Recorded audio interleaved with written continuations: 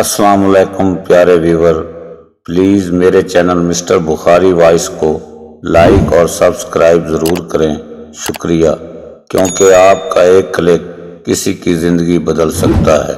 حضرت سیدہ فاطمہ الزہرا سلام اللہ علیہا کو نبی اکرم صلی اللہ علیہ وآلہ وسلم سے بہت محبت تھی۔ ایک بار آپ سلام اللہ علیہا نبی علیہ السلام کے گھر تشریف لائیں۔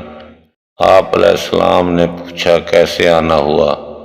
آپ سلام اللہ علیہ نے دوپٹے کا پلو کھولا، اس میں آدھی روٹی تھی، نبی کریم صلی اللہ علیہ وآلہ وسلم کی خدمت میں پیش کر کے کہا، ابا جان آپ کے لیے تحفہ لائی ہوں۔ پوچھا یہ کیسے؟ عرض کیا ہم کئی دنوں سے بھوکے تھے۔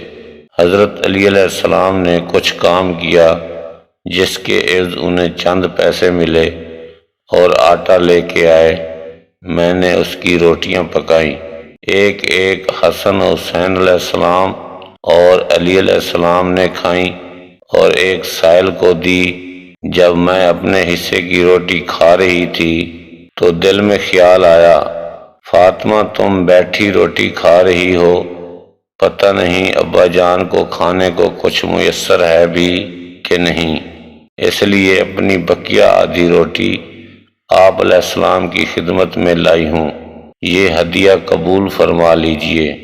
حضور نبی اکرم صلی اللہ علیہ وآلہ وسلم نے فرمایا، اے فاطمہ، قسم ہے مجھے اپنے رب کی، 3 دن گزر گئے ہیں تیرے باپ کے پیٹ میں کھانے کا ایک لقمہ بھی نہیں گیا۔